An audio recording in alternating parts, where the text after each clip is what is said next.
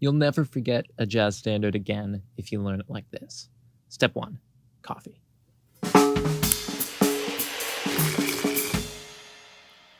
So that first step is optional depending on whether or not you have a raging caffeine addiction to fuel. This next step, however, is for everybody, and it's to listen. Listen to as many versions of the recording as you can. And for this video, I've chosen a song that I've never heard before today. It's called No Moon at All, and we'll be using that tune for the purpose of this demonstration. There's not a ton of recordings of this song, but I've compiled a playlist in the description. You can download that on Spotify or iTunes. Vocal versions tend to be good versions to learn from because A, you get the lyrics, which is very important if the song has lyrics. B, the melody tends to be very clear, and also the harmony tends to have less reharm. That's not always the case, but in a lot of cases, vocal versions and older versions of the song in particular tend to have less reharm, which is good when you're learning the song. When you're first learning a tune, it's not particularly helpful if there's Coltrane changes everywhere and bars of 7 and all that stuff, unless that's part of the tune originally.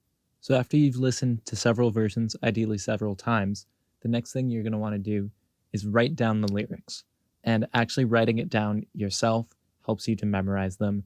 And I feel that knowing the lyrics is really important to kind of get the vibe of the song. It's not just about the melody and the changes. There is some sort of emotional impact that it's supposed to carry. And being aware of that can help you improvise and draw on the story. The next thing you're going to want to do is sing the melody, and you want to be able to do this without the aid of a recording backing you or without the aid of having the lyrics in front of you.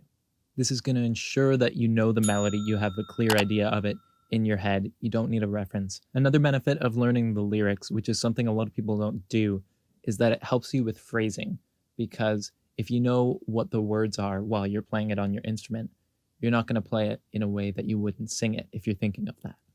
One thing that I find helps me memorize lyrics quicker is to practice one section at a time. So this song is an A-A-B-A form.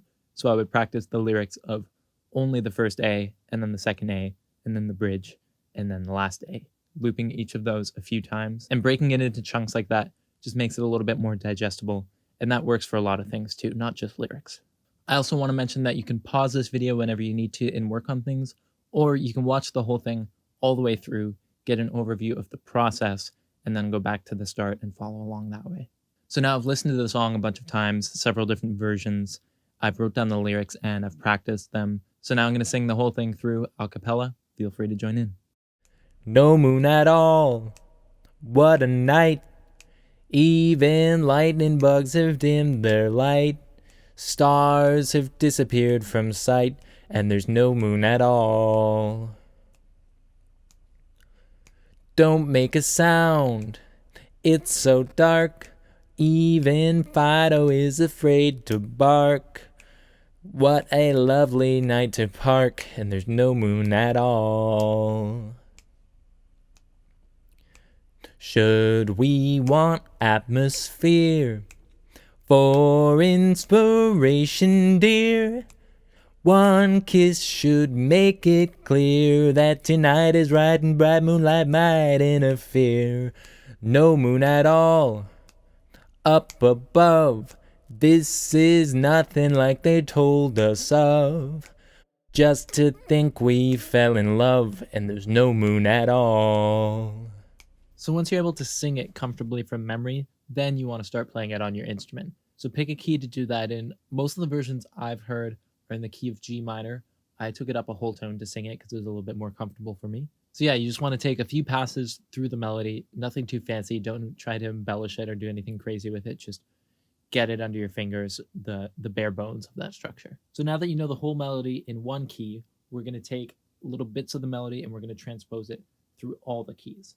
So we're going to start in the key of A just because that's the one I sang it in. And if you look at the melody, no moon at all, but that's our root. That starts on da, which is the fifth of the key.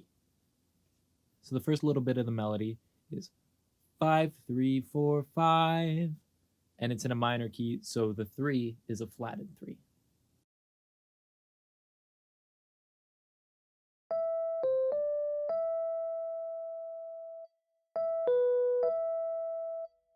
Now we're going to put a metronome on 2 and 4, and we're going to play that going up chromatically.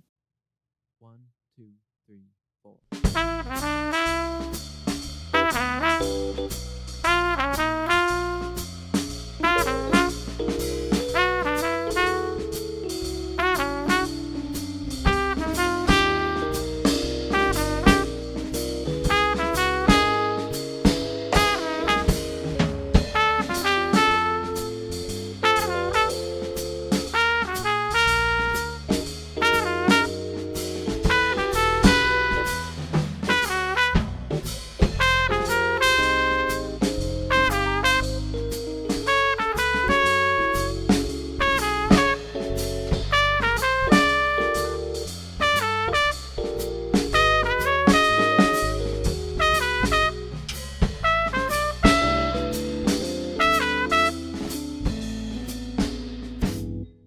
So at this point, it's just rinse and repeat for the rest of the lines in the song until you can play the entire melody in all 12 keys. If you've made it this far, give this video a like and leave a comment below letting me know what you like to do to memorize tunes. Part 2 of this video on learning chord changes is coming next Monday, so make sure to subscribe so you don't miss that.